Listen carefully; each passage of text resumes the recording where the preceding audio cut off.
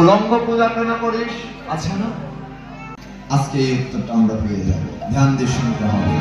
মা কালী উলঙ্গ কেন? ধ্যান দিয়ে। জগৎ সংসারে যখন অসুরদের প্রভাব বেড়ে যায় তখনই স্বয়ং ভগবান আবির্ভূত হন। ওই যে শ্রীমদ্ ভগবত গীতায় রয়েছে, পরিত্রাণায় সাধনাং বিনাশায় চ দুষ্কৃতাম ধর্ম সংস্থাপনার্থায় সম্ভবামি যুগে যুগে।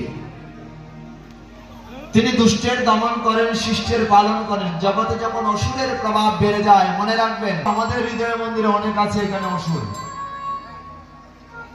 খুব ধ্যান দিয়ে শুনুন। মা এই জগৎ সংসারে যখন অসুরের প্রভাব খুব বেশি বেড়ে গেল, তখন দেবতারাও তারা দেবরাজ্যে বা স্বর্গ রাজ্যে তারা আরাধনা করতে পারছে না। তখন তারা প্রার্থনা করলো কার কাছে? ব্রহ্মার কাছে। হে ব্রহ্মদেবতা,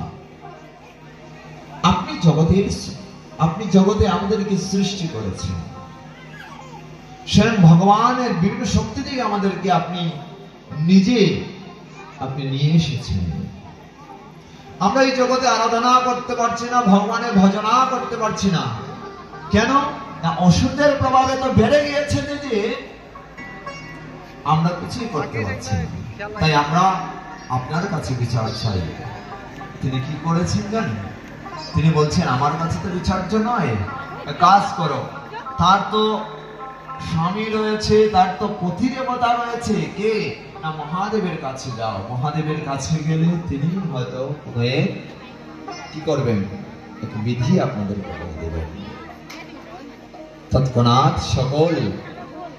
সকল দেবতারা মিলে মহাদেবের কাছে গেলেন। ওইদিকে মায়ের অবস্থা তো মারাত্মক। মা খুব উগ্র হয়েছেন। কারণ ওই যে সকল দেবতাগণ আরাধনা করছে, মা উগ্র। আসবেন তিনি, কিন্তু অনুমতি পাচ্ছেন না। তাই ভগবান ওনাকে বলেছেন তুমি যাও, গিয়ে কি করো? সকল দেবতাদের তুমি রক্ষা করো। এক একজন দেবতা এক একটি শক্তি, এক একটি ভাবে তিনি প্রকাশিত করেছেন, আবির্ভূত হয়েছেন। মা সবাই প্রণাম করতে আরম্ভ করে, এমন ভাবে আরম্ভ করলো। মায়ের পরনে তখন শাড়ি ছিল, খুব সুন্দর সেজে গুজে ছিলেন, কিন্তু অসুর ছিল অনেক। মা কি করলেন? মা খুব রাগান্বিত হয়েছেন, দেবতাদেরকে মেরেছে, আয় তোরা। উত্তণ্ড নৃত্য আরম্ভ করলেন। একে একে সবার ধর থেকে আলাদা করছেন, মাথাটাকে আলাদা করে দিচ্ছেন। কিন্তু অসুরগণ আবার পুনর্জীবিত হয়ে যাচ্ছে। কি অবস্থা? অসুরগণ আবার পুনর্জীবিত হয়ে যাচ্ছে, এটা কেন? তখন তাকে পরামর্শ দিলেন দেবতা যে মা আপনি কাজ করুন, ও রক্ত যদি মাটিতে পড়ে যায় তবে ও রক্ত থেকে আরো অন্যান্য প্রতি ফুটায় রক্ত থেকে অসুর জন্মাবে। এর মধ্যে একজন রাজা ছিলেন, তার নাম রক্তবীজ। রক্তবীজ বললেন, এ নারী তুমি আসো, আমার কাছে আসো। তিনি তাকে আহ্বান জানালেন। তৎক্ষণাৎ মা আরো রেগে গেলেন। রেগে গিয়ে অসুরদের একে একে, বাচ্চা কয়টা যে অসুর ছিল, মানে ছোট অসুর যেগুলো ছিল, এদেরকে একদম ধুলাই দিচ্ছেন। কেন ধুলাই দিচ্ছেন?